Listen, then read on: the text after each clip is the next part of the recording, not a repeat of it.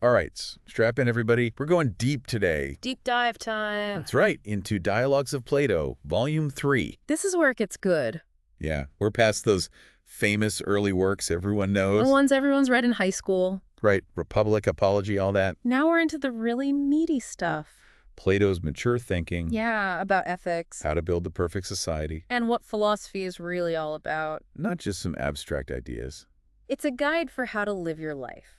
Now look, we know This is Plato. this can be some pretty dense stuff, Definitely. but we're going to break it down for you. Make it clear. Make it engaging. No philosophy degree required. Hummus. And trust me, You won't want to miss this. there are some seriously mind-blowing ideas in here. Stuff that'll make you question everything. And who knows, maybe even change your life. No pressure. Oh, and speaking of mind-blowing, What's that? we're giving away an iPhone. Seriously? Yeah, once we hit 10,000 subscribers, Wow, that's awesome. one lucky listener is going to win a brand new iPhone. All right, everyone, time to subscribe. So hit that subscribe button, tell your friends. Spread the word. Don't miss out on this. All right, back to Plato. Back to Plato. So one of the things that really blew my mind, Out of a lot of mind-blowing things. right, was this idea of right opinion versus true knowledge. Right, there's this great anecdote about a student who thought he knew it all. Oh, yeah, I remember that one. Aced all the tests. But when Socrates started asking him questions, Probing a little deeper? the student totally fell apart. Couldn't explain anything. He had all these right answers. But he didn't actually understand why they were right. It's like following a recipe. Oh, perfect example. You bake delicious cookies, Everyone loves them. but you don't actually understand the chemistry behind it.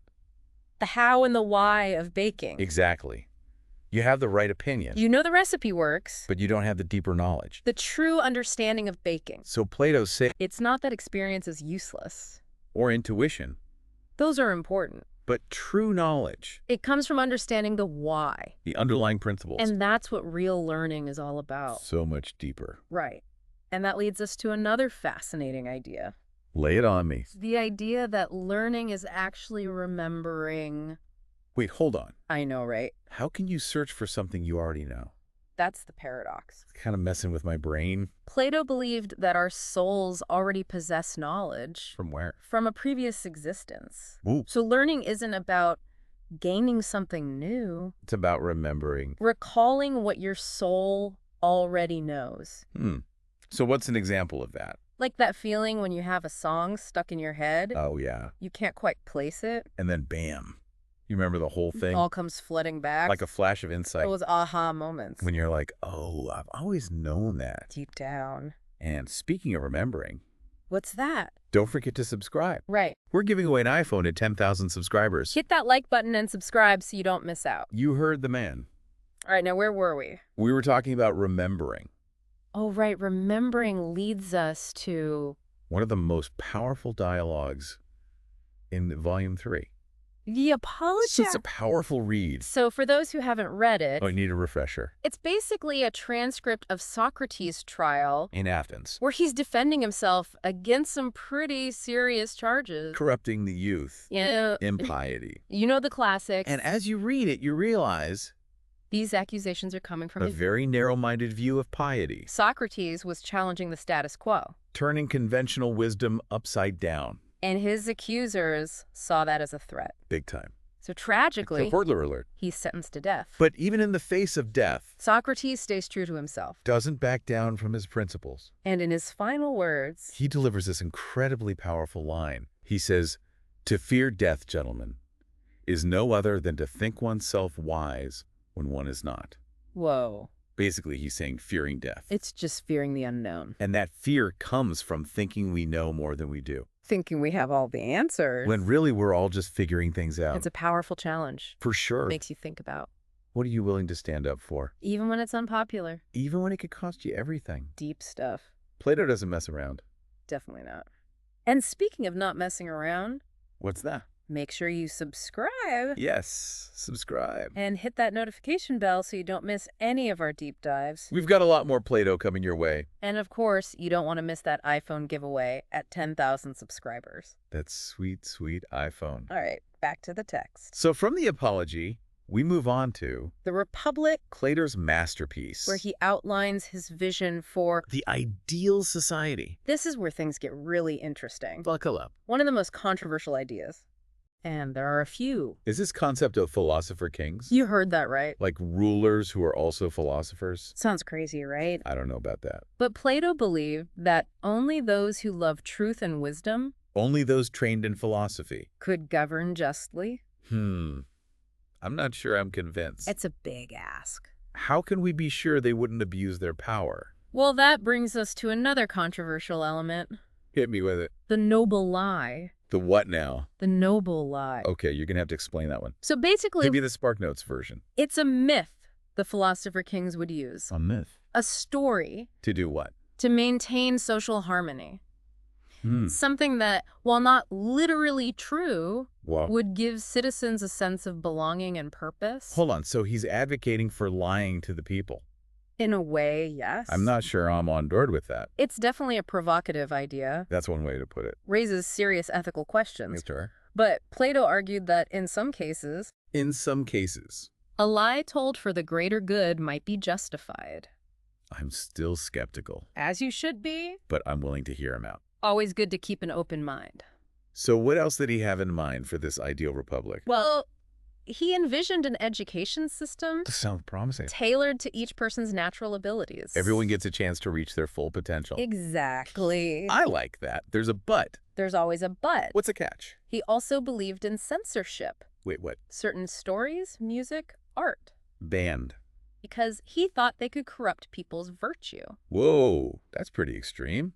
It is. Don't we value freedom of expression? We do. Who gets to decide what's harmful? It's a slippery slope. No kidding. But his concept of mimetic art is interesting. Mimetic art. It's art that imitates life. Okay. Think about how much of modern media blurs those lines. Between reality and fiction.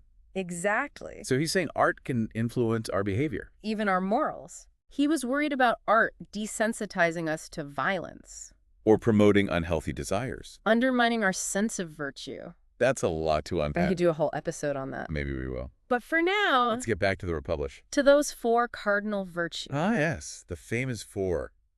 Wisdom, courage, temperance, and justice. The foundation of Plato's ethical philosophy. And they play a key role in his vision of the ideal society. They're all connected. So break it down for me. Okay, so Plato believed the soul has three parts: The three parts of the soul. reason, spirit, and appetite. Got it. Each virtue is linked to one of these parts. And to a role in the ideal state. It's all very systematic. So wisdom is linked to reason. The guiding principle for the philosopher kings. The rulers of the Republic. Right. Makes sense. Courage is linked to spirit. The driving force behind the warrior class. Defending the state. So far, so good. Temperance is linked to self-control. Making sure our desires don't get out of hand. And justice The ultimate virtue. is the harmony of all three parts. Everything working together as it should. In both the individual and society. So it's not just about external laws and rules. It's about the internal state of our souls. That's deep. Plato is all about going deep. But how does he actually explain these virtues? Oh, he uses some great analogies. I love a good analogy. Like he compares courage to a dye that's been fixed in fabric. So it can't be washed away. No matter what. True courage is about holding on to your principles. Even when facing fear, Or temptation. when Yeah, things yeah. get tough, I like that. and for the soul's struggle for self-control, Too far. he uses the analogy of a charioteer. Oh, I've heard about this one. The charioteer represents reason, Treading control. the two horses of spirit and appetite, To keep them from pulling in opposite directions. which they always try to do, So we're all charioteers. trying to keep our lives on track. To steer ourselves towards wisdom and goodness. It's a lifelong journey. No kidding. But I think things are about to get a little weird. Weird how... You'll see. Okay, you've got me intrigued. So one of the most radical things about Plato's ideal republic And we know he's full of radical ideas. is his proposal for communal living Communal living. and child rearing. Wait, you mean like No private property? no families? Exactly. I knew things are about to get weird. He believed that traditional family structure With all their emphasis on individual possessions and blood ties created divisions, that undermine the common good and he thought children should be raised together without knowing their biological parents. to promote unity and loyalty to the republic. Whoa. That's a lot to process. It's a radical departure from the norm. No kidding. But his point is, Let me understand this. in this ideal republic, Utopia. the state becomes the ultimate family, Providing for everyone. fostering a sense of shared identity and purpose.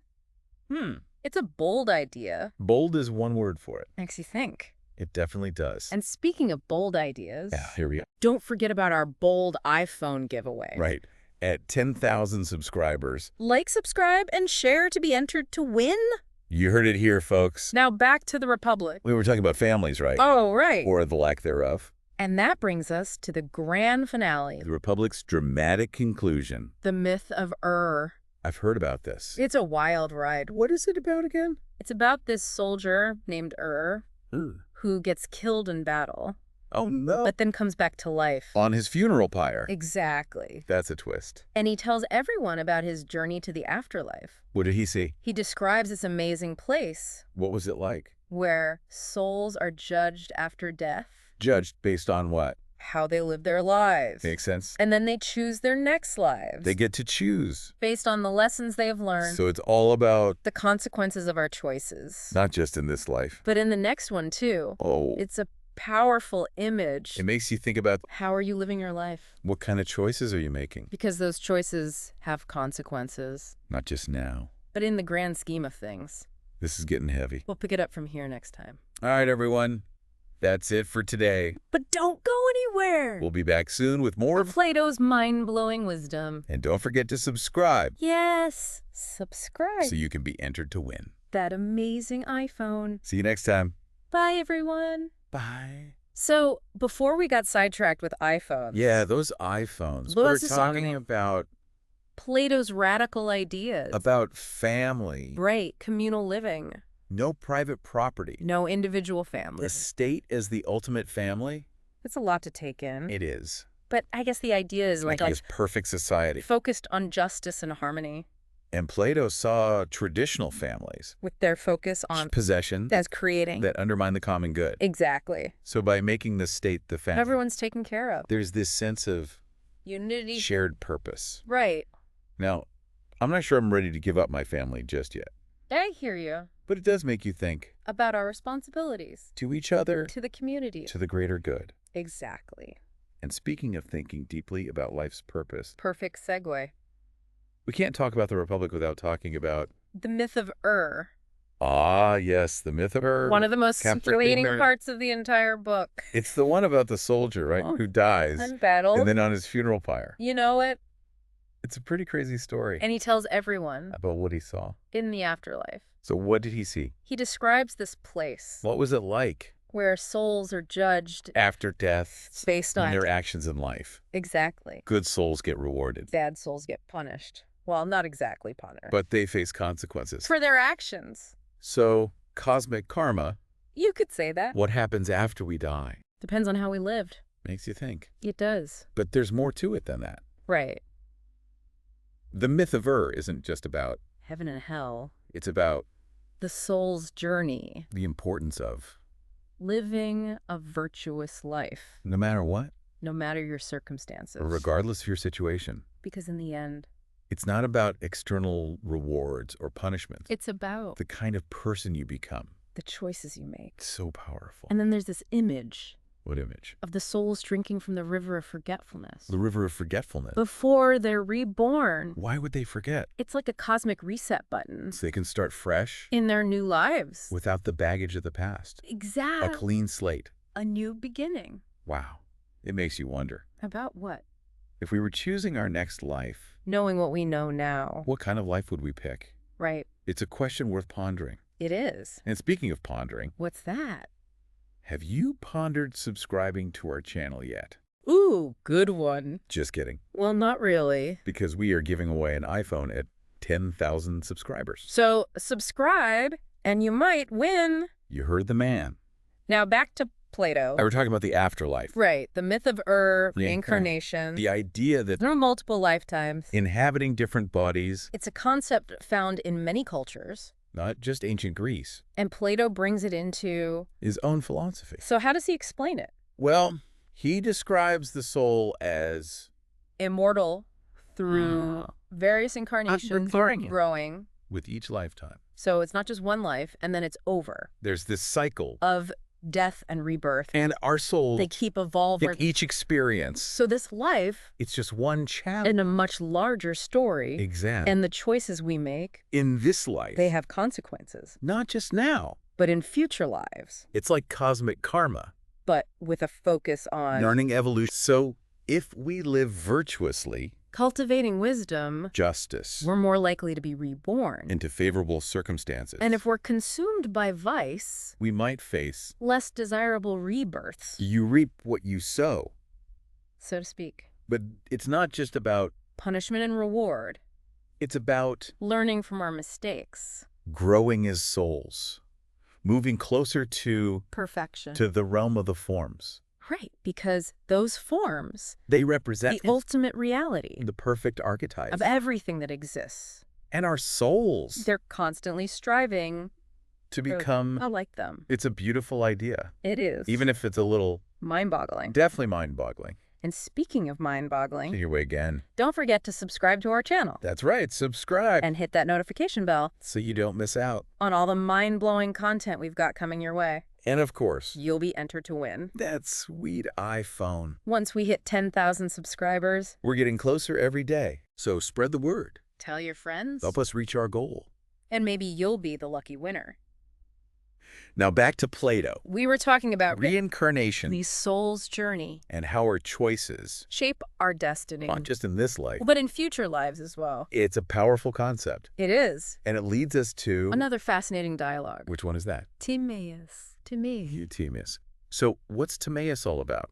Well, in Timaeus, Plato shifts gears a bit From what? from the ideal society The Republic? to the mysteries of the cosmos. Ooh, the cosmos. This is where he gets into some really big questions Like that. about creation, The origins of the universe. the nature of reality. Sounds intense. It is, but it's also really fascinating. So how does he approach these questions? He blends myth and science. Myth and science. Yeah, it's a unique combination. I'm intrigued. He introduces this concept of the demiurge. The demiurge. This is divine craftsman. a cosmic artist? You could say that. So the demiurge creates the universe.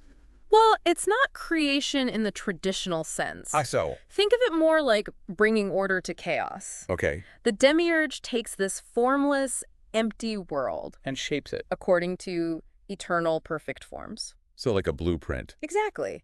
The demiurge is guided by these perfect forms. And these forms represent the ultimate reality. the ideal versions of everything. Right. So it's not like the biblical God creating something from nothing. Not quite. It's more like taking what's already there and giving it structure. Exactly. Imposing order on chaos Guided by these perfect forms. that exists beyond the physical world. I'm starting to see the connection to his other ideas. It's all connected. But what's really interesting Tell me. is that Plato describes the demiurge as good, Benevolent. wanting to create the best possible world, Which raises the question. of why there's so much suffering in the world. The age-old question. If the creator is good, why is there evil? It's a tough one. Does Plato offer any answers? He doesn't give us easy answers, Of course not. but he acknowledges that evil exists. So where does it come from? He suggests a few possibilities. Like what? Maybe it comes from the inherent limitations of matter. Matter itself is imperfect? In a way, yes. It can't perfectly reflect those perfect forms? Exactly. There's always going to be some degree of imperfection. Or maybe evil comes from Human choices. our free will, Right. We have the capacity to choose good or evil, and those choices have consequences. both for ourselves and for the world around us. So it's not about blaming some external force. No. It's about recognizing our own role in perpetuating evil. Taking responsibility for our actions. That's a powerful message, It's a challenging message. but an important one. Definitely. Well, folks, it looks like we've reached the end of our deep dive. Into Dialogues of Plato, Volume 3. We've covered a lot of ground today. From ethics to politics to cosmology. We've explored Plato's ideas about The ideal society. the nature of reality, The soul's journey. and so much more. It's been quite a journey. But we've only just scratched the surface. There's so much more to discover in these dialogues. So we encourage you to Pick up a copy of Dialogues of Plato, Volume 3. and dive in yourself. See what insights you uncover. And don't forget to Like and subscribe. so you don't miss any of our future deep dives. We've got a lot more great content coming your way. And as always, Keep asking questions. keep challenging yourself. And keep exploring the depths of human thought. Until next time, happy philosophizing. Bye, everyone.